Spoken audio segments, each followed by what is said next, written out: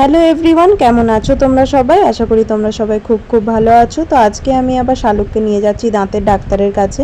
ওর ওই নিচের মাড়িটা গর্ত হয়ে ওখান থেকে ব্লিডিং হচ্ছিল উপরের দাঁতের প্রেসারে।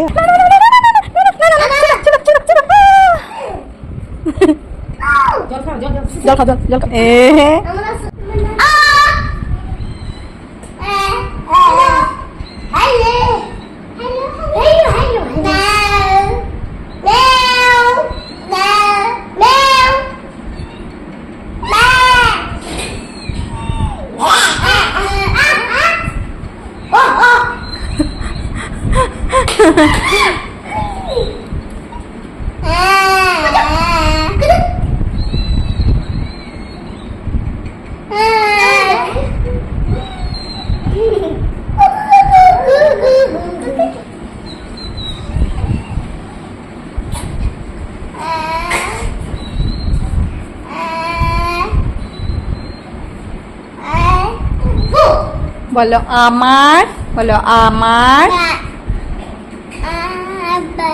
নাম শালু, বলো শালু, শালু মিত্র।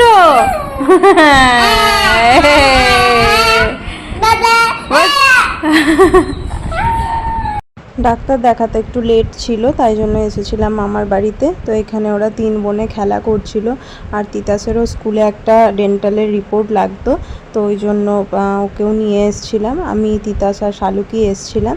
আর এখানে মামার মেয়ের লেগেছিলো প্রচণ্ড ঠান্ডা, তাই ওকে ওই স্টিমটা দেওয়া হচ্ছিল। তারপর দেখো ফাইনালি আমরা চলে এসেছি ক্লিনিকে। আর এটা তো তোমাদের আগেও দেখিয়েছি, ওখানেই এসেছি। এখানকার ডক্টররা ভীষণ ভালো, এসে ভিড় ছিল। তো আমরা বসেছিলাম, আর শালুক এখানে প্রচণ্ড বিরক্ত করছিল ভিতরে যাবে বলে। তো ফাইনালি আমাদেরকে ভিতরে ডাকলো। তো দেখো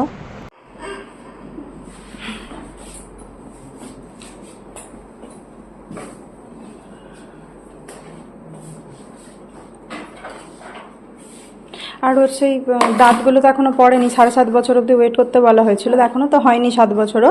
কিন্তু ও না সেই ইচ্ছা করে নাড়িয়ে নাড়িয়ে এই একটা দাঁত নাড়িয়ে দিয়েছে, লেফট সাইডেই হয়েছে, নিচের মাড়িটা গর্ত হয়ে যাচ্ছে, ওইখানটা ব্যথা করছে। হ্যাঁ হ্যাঁ হ্যাঁ, আস্তে আস্তে, দাঁড়াও দাঁড়াও, হাত ছেড়ে দে, হাত ছেড়ে দে, হাত ছেড়ে দে, আঙুল ছেড়ে দাও।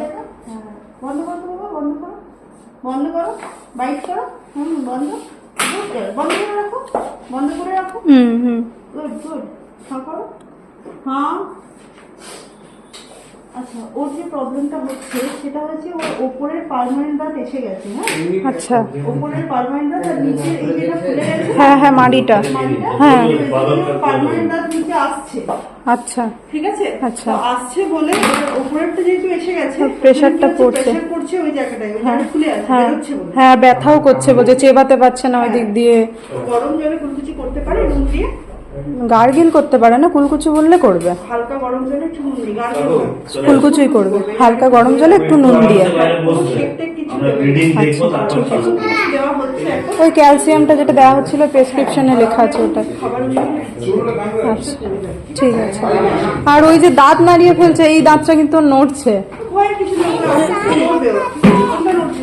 এই বড়, এই যে এইটা পাশেরটা, পাশেরটা, হ্যাঁ ওইটা ওইটা ওইটা, ওটা কিন্তু নিজে নাড়িয়েছে, মানে ওই সেই কার্টুনে দেখেছো তো যে দাঁত নাড়ালে বালিশের তলায় রাখলে গিফট পাওয়া যায়, ওই জন্য নাড়িয়েছে ওইটা। ওই যে হ্যাঁ ওইটা একটু নড়ছে হালকা।